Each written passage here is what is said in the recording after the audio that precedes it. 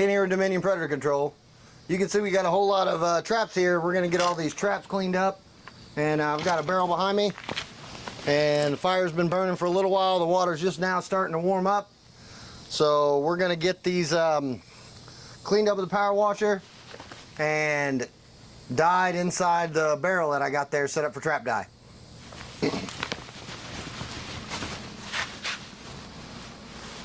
You can see a lot of the traps I have laying around. Beaver traps, mostly coyote traps. Got a handful of different things going on here. Lots of beaver traps over here. Those are Kindle's KO Extremes. Some Montana number 5s. Whole bunch of MB 550s and a couple of some Bridger number 3s. Got some small traps I use on coons and mink and muskrats and stuff like that. Old traps here that I haven't used in a while, and some new traps here that I kind of set out to rust and haven't taken too much of a patina yet, so they're probably not going to die too well, but you can see my older beaver traps are going to die just good. We got a good setup going on here. Fire down in the hole.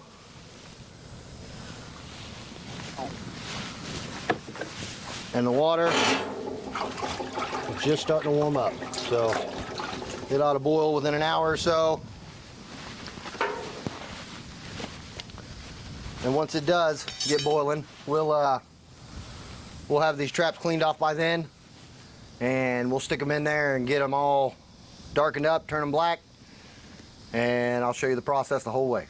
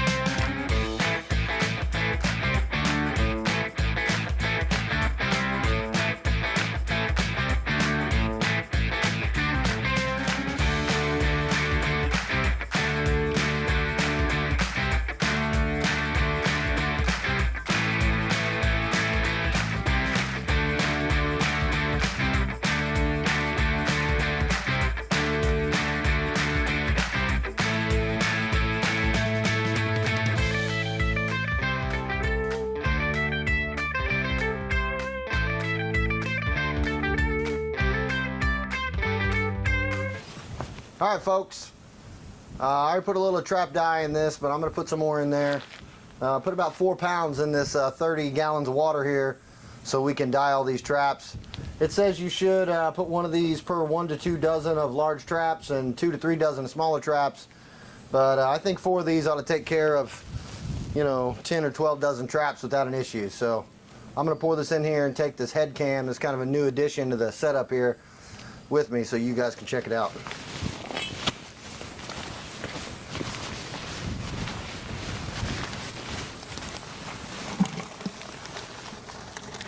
You can see I already had some in there and it already darkened up pretty good. Ended up having to put in a little extra wood, some treated scraps, to kind of make sure we were getting enough flame down there to get this thing going. Get that good and mixed up in there a bit. Try not to bang on the edge of it too much. You can see I've already got the top ring that's rotted out, so this will be the last year this barrel gets used. But that ought to get it started for now. Add a little bit extra wood in there on the coals. Get that flame going. And I'll start putting these traps in here in a few. All right, folks. I've already got a little bit in there, but I'll give you an example of what I got going on. I use these T-stakes that I got, and I run it right through one of my crunch-proof swivels, like that. And you can put 6 or a dozen on each one, and then I drop them down in there. I've got some in there already. Give you an idea what that looks like. So drop those down in there. You can see some of that old wax that's coming off of them that's sitting in the water. The stakes are long enough where they stick up out of there and I can just reach in there, grab it, and pull it out. So I'm going to put 5 more in this one. I'm going to do this 3 or 4 times, put 2 dozen in at a time, and we'll have it all done before long. As long as that fire keeps raging, they'll be good to go.